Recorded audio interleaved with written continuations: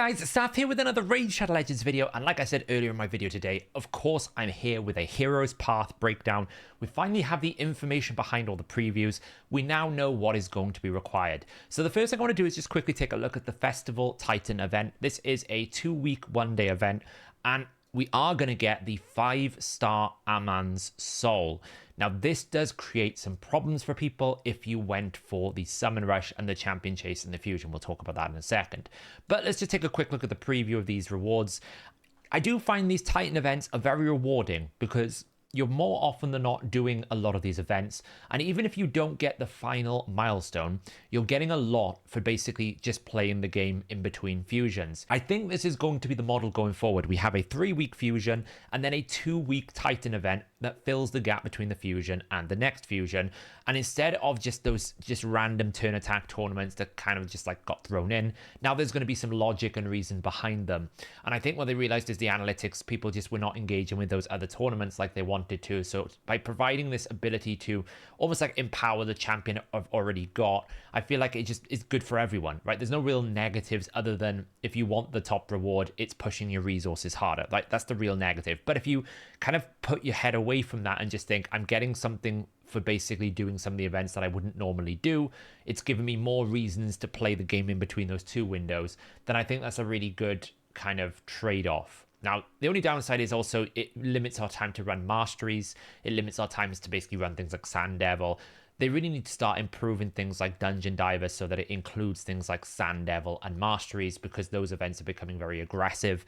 I've got one on right now where I essentially have to do Spider even though I don't need to. Otherwise, I'm not going to get the fragments for Kafru because I still need to do that Dungeon Divers. But with all that said, this is the model. Titan events after fusions. We are going to get a 5-star Aman's Soul, and you do get a lot for it, right? We get Immortal Soul Coins. That's basically a whole day's worth of Iron Twins. We get 50 Lesser Oils. Really, really good. We get some Ancient Shards, rank 5 chickens. It really starts heating up after milestone 3. 250 energy. These are Mortal Soul Coins. I know it's only 300. That's worth a lot. That's worth 10 Mortal Soul Stones. That's worth 10,000 of those Mortal Soul Coins. That's like 10 days worth of non-void Iron Twins. It does add up. Greater Oil, Mythical Charms. If you can't get into Cintranos hard, these are really valuable, these 10. Then we get some Chaos Dust, Immortal Soul Stones, Legendary Books, Superior Oil. Even if you can only get the 4-star here, right? 1,000 in this 1,700 points is pretty achievable if you skip a summoning event here or there. So I think, you know, a 4-star soul is very achievable. And then if you really want to push it, you can get a Primal Shard, Eternal Soul Coins, a Mythical Skill Tome, and the 5-star soul. This is what people will want. Now, as I mentioned in my video earlier, there are 1,750 festival points available, of which 1,050 will be in week 1, starting today, and 700 will be in week 2, but you will only need 1,500 as we've just seen, which means it gives you an allowance of 250 Titan points. That's a very important number to remember. You can skip 250 total Titan point events. That will be 50 points will be roughly an event. Things like Artifact Enhancement, they normally put 50 in. So it means that you could probably skip like 1 summoning and 1 event. That is it. But you've got to keep in mind, the way that they normally structure these Titan event points, 30 to 40% of the points always comes behind summoning events. And there's normally 3 summoning events. There'll normally be a Summon Rush, a Champion Chase, and then a Deck of Fates or a Hero's Path, whichever they do.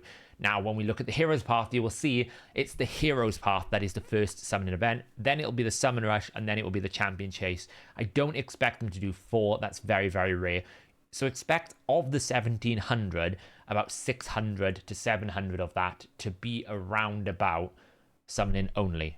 That's why I said 1,000 points is pretty achievable if you don't summon. So getting the 4-star soul, as long as you do the events, is pretty okay. But if you want to get the 1,500, you will need to do pretty much most of, if not a good proportion of all the summoning events. So let's take a look at then the obvious thing, that the purpose of this video is the path of Clover. And one of the things I noticed yesterday was that you will need Titan event points here, and the total amount available is 200. Now, why is that important? Like I said, 250 is your allowance. So if you skip this path, you are already only giving yourself 1 free event. You're committing to both the Summon Rush and also the 3rd summoning event fully if you want that soul. Otherwise, you are in trouble. So you might find you absolutely have to do some form of summoning, even just to get 40 or 100 of these points, right? I don't think anyone can skip this if they want that 5-star soul. I think you are putting yourself in too much of a difficult situation where you will not have enough sort of free space to be able to chase all of the other Titan event points, it can be quite difficult. Unless you're a spender, of course, and then you're fine. I'm thinking about people who probably don't want to spend a lot of money on shards. So we've got Path of the Clover here. Like we said in the video earlier, Padraig is a guaranteed champion.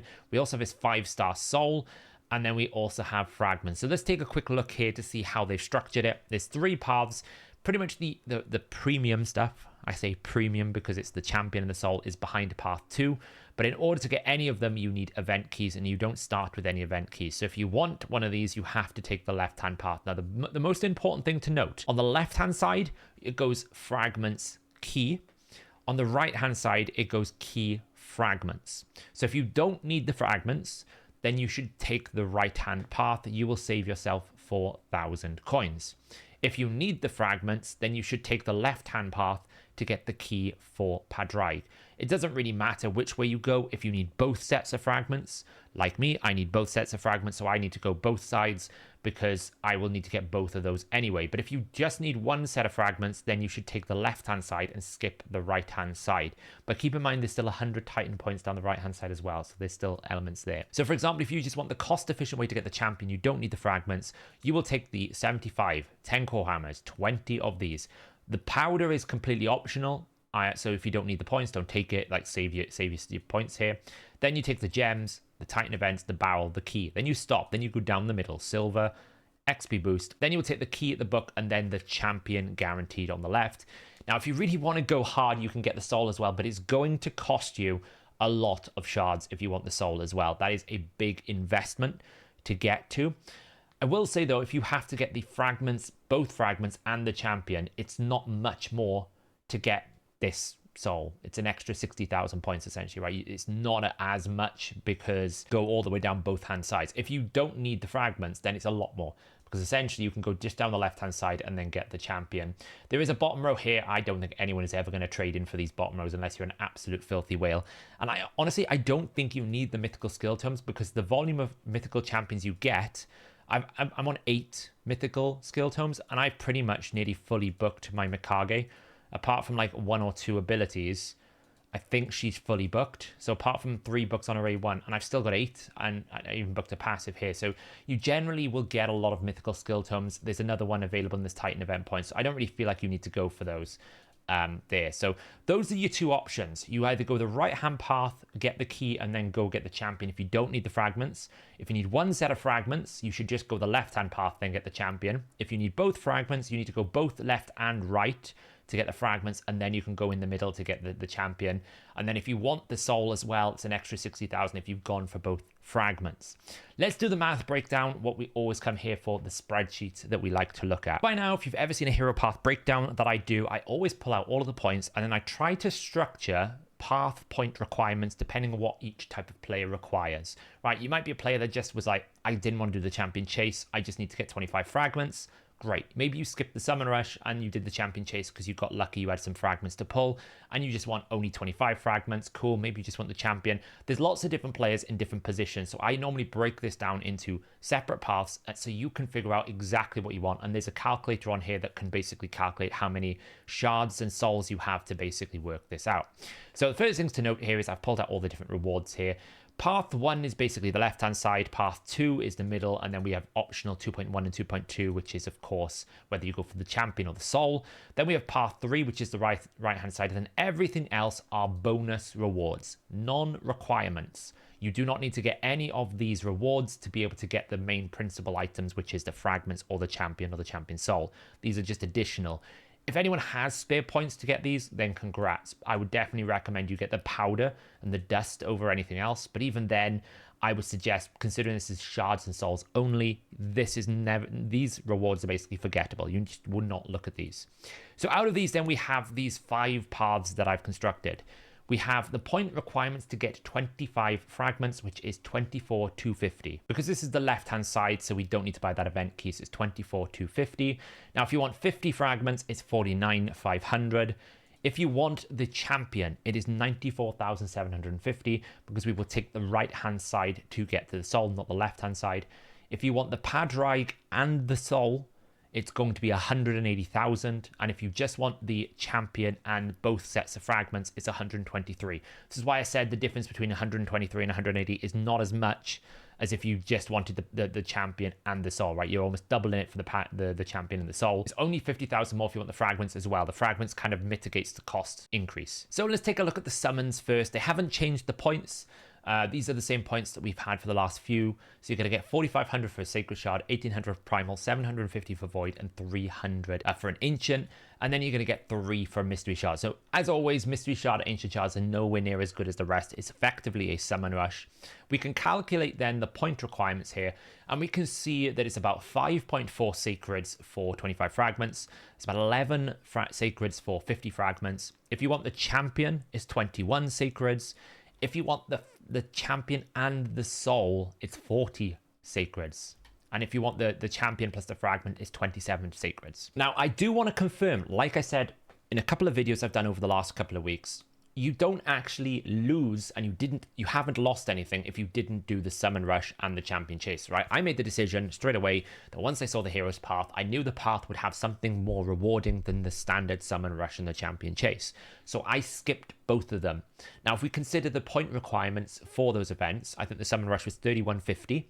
That is about 6 Sacred Shards. And the champion chase was 3,000. And even if you pulled out 3 Cathros and you saved your Prism summons, I think that only got you to about 1,800. So you still needed 1,200, which is equivalent to about 4 or 5 epics, which is around about 4 to 5 Sacreds. So essentially, to get both sets of fragments, it would have cost you around about the equivalency of 11 Sacreds, unless you pulled something out of the champion portal, which obviously would mitigate it. But in terms of pure shard cost, the path is about the same as both the summon rush and the champion chase together. So if you saved, you haven't lost anything, which is important.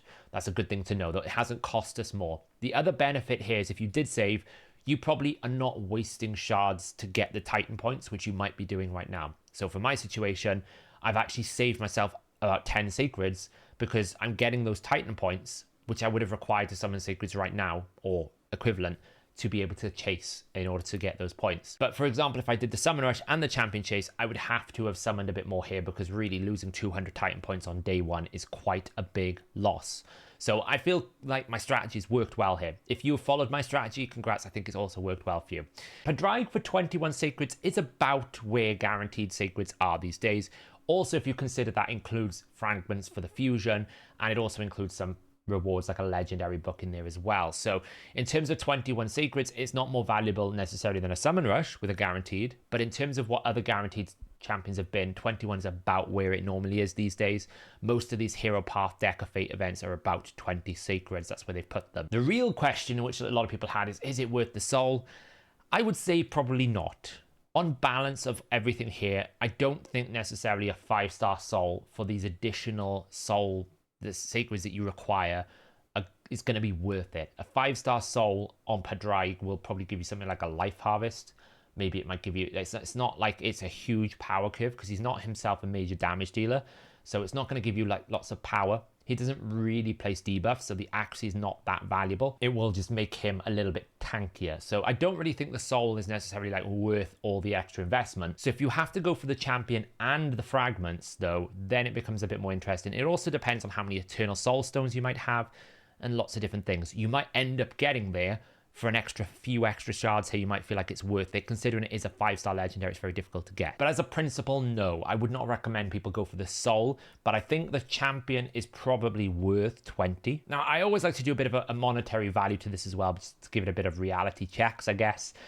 We can kind of take the standard pricing for these types of shards. Primals are a little bit cheaper now. They're about $6. They've come down in price. This isn't what I would necessarily pay. It's what they typically charge. And I know there's anniversary packs going on right now, which might bring the cost down, but this is the average price that they charge for these shards. If you want the champion, it's about $400 to $300 based on how much they would charge you. If you want the soul as well, we're moving up to $600 to $800, which is an absolute crazy amount of money. I mean, it's absolutely nuts when you really think about it. I will say that the void shards and the primal shards are a little bit more rewarding here, but you still need an awful lot of them. It is an awful lot of shards. But for this champion, it's not too bad if you can combine a lot of these sources.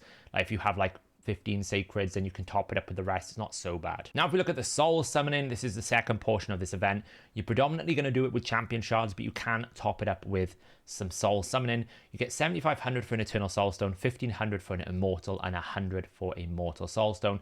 Like the summoning, the top shard is the one you really want to be able to do this. We can see the requirements here. If you want the soul, it's about 24 eternal soul stones and 120 immortal soul stones.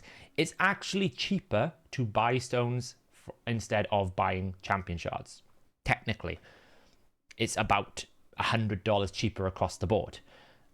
Whether you should buy these, I'm not saying you should. I'm just giving you a math breakdown here. I absolutely think it's crazy to spend this kind of money on these sorts of things. I would never do it myself. I'm only doing this because I've actually saved my resources. But yeah, it's technically cheaper. You're going to look like something like 13 eternal soul stones.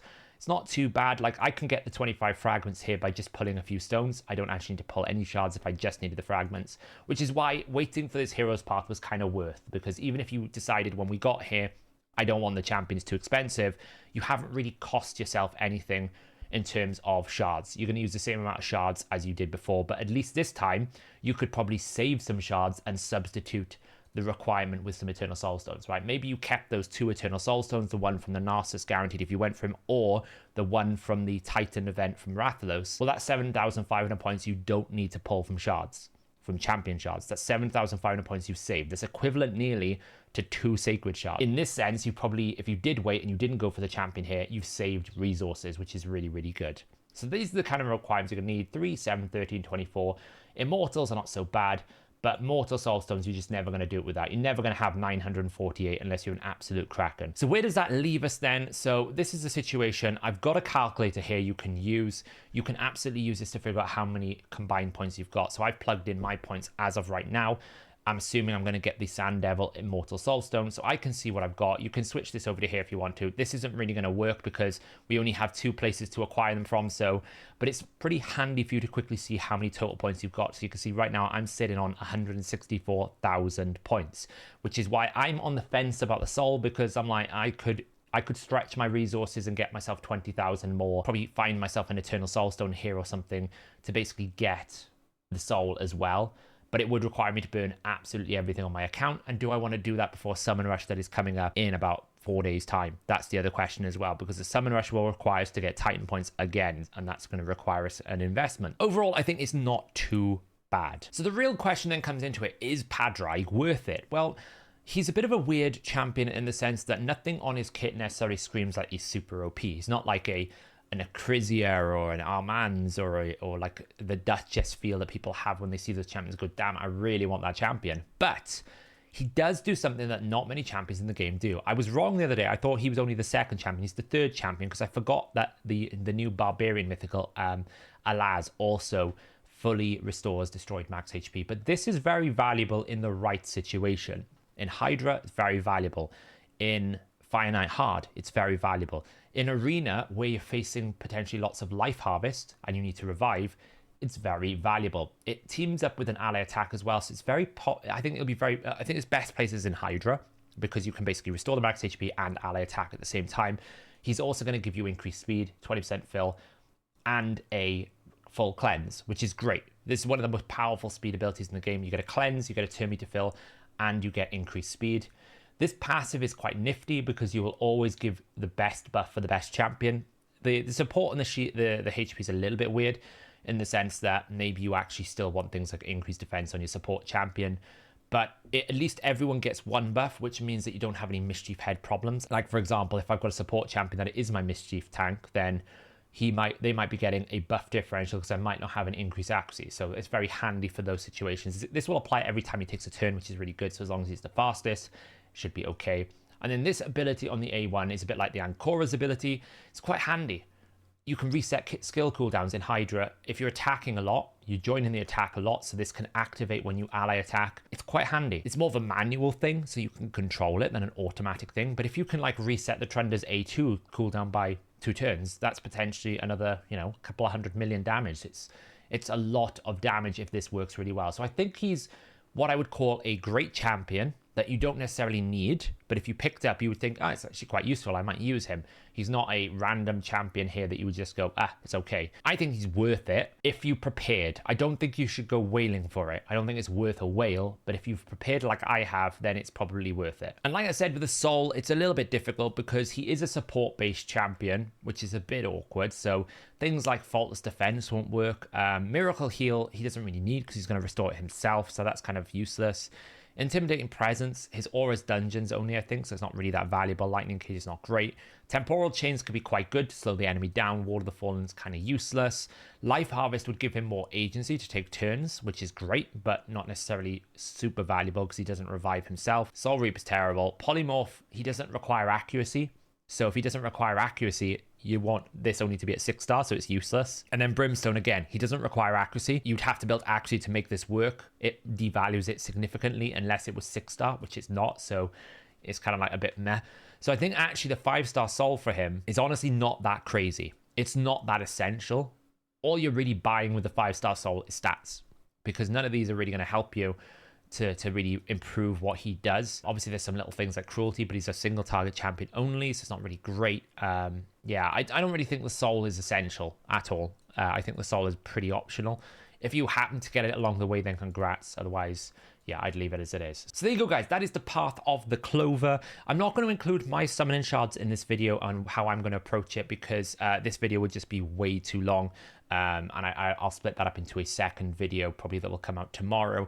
But yeah, if you're going for it, good luck. If you are summoning on the progressive summons that I talked about this morning, also good luck. Hopefully you get what you're looking for. I do think he's probably worth the shards if you have saved, but I wouldn't go wailing for it. Let me know in the comments below, guys, how are you feeling about this Hero's Path? Do you think I completely got it wrong and I'm off my rocker and it's the worst event? Or do you agree that this is quite a decent event and that actually, considering everything that's going on, it's been pretty fair that, you know, Playroom told us about this in advance. We knew this was coming. I feel like that's a big deal here. Because we knew it was coming, we had the choice. Do we want to go for the fusion events or do we want to wait for this? They gave us the choice, which is fair enough. You know, if you summon, you don't have the shards now, well, that was on you, to be fair. That's kind of like where my mindset is. But let me know in the comments below. And yeah, I'll catch you guys in the next video.